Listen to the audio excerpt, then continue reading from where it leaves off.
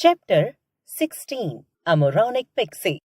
There was once a wandering pixie named Moon Eye, who suddenly came upon the sea. He had never seen it before, and it took his breath away in surprise.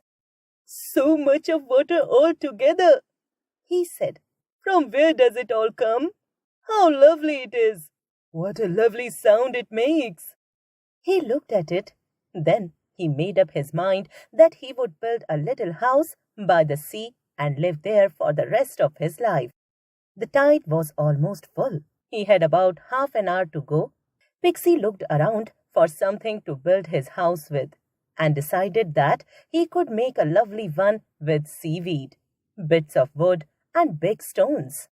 He set to work, and in an hour's time he had a little house with a door and two windows and a chimney pot made of an old tin. He was delighted with it. "I'll sit at the door of my house every morning," he said, "and the sea will go slowly near the door, and I shall be very happy. Now I am hungry, so I will make a fire in my little stone fireplace and cook a nice little dinner." He went inside and cooked a pixie dinner. Then he ate it on a table made of square rock.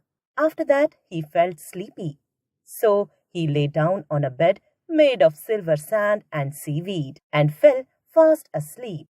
Now, while he was fast asleep, the tide went out.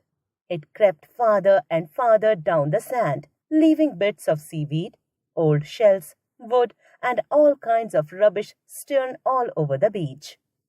Moon Eye woke up at last, and the first thing he did was to sit up and listen to hear the sea going slowly near the door.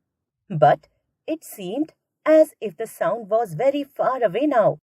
He got up and went to the door. When he saw the white beach spread out before him and the sea away down in the distance, he was too surprised to say anything. Then tears came into his eyes and trickled down his cheeks. "It has run away from me," he said sadly. "It didn't want me so close. And, oh, look at the nasty, dirty stretch of sand it has left near my door. All seaweed, wood, and rubbish. I shall have to clear it all up. I hate untidy things." He made a broom and began to sweep up all the rubbish. But there was a lot of it that he was soon out of breath. "I shall never finish," he said, panting. "The sea ought to come and clear up its own mess." Just as he was setting to work again, two other naughty pixies came. They started in the greatest surprise at Moon Eye, then asked him what he was doing. "I am sweeping up all the rubbish that the sea has left," he explained. "You see, I built myself a pretty little house by the water's edge, and then I want to sleep. When I woke up, the sea had run away from my house and left all this mess. I really think it should come and clear it away itself, don't you?" The two pixies laughed loudly, but Moon Eye didn't know why. Then one looked at the other and winked. "I am Crick, and he's Crack," said one of the pixies to Moon Eye.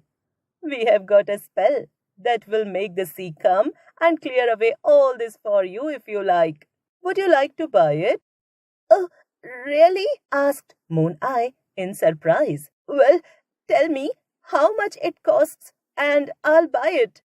"It costs a silver penny," said Crick. "I can't give you the spell, but I'll use it myself for you and make the sea come back again." "All right," said Moon Eye, because he knew nothing about the tide, and handed Crick a silver penny. "Make it come back now. It'll be lovely to hear it going slowly near my door again." Moon Eye was very excited and happy. "It will only come back for a little while," said Crick, pocketing the penny.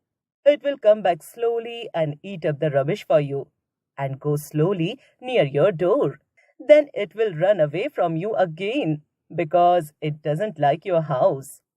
Now, it was just about the turn of the tide again, but of course, Moon Eye didn't know that. He watched Crick make a big circle on the sand, and step into the middle of it.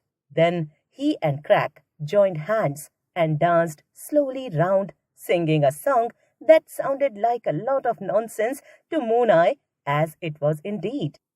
"There!" said Crick at last. "The sea will slowly come back now. Go down to the edge of it and see it creeping up to your toes and beyond them." Off went Moon Eye, wondering why Crick and Crack were laughing. He ran to the edge of the sea and stood there for a few minutes.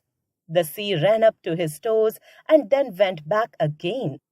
Next time, it ran up a little bit farther. Third time, it ran round his little bare feet, so that he stood in a pool of water. "It's all right! It's coming back again!"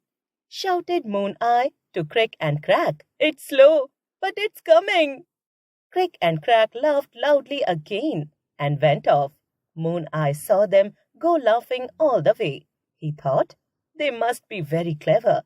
But you know what had really happened, don't you?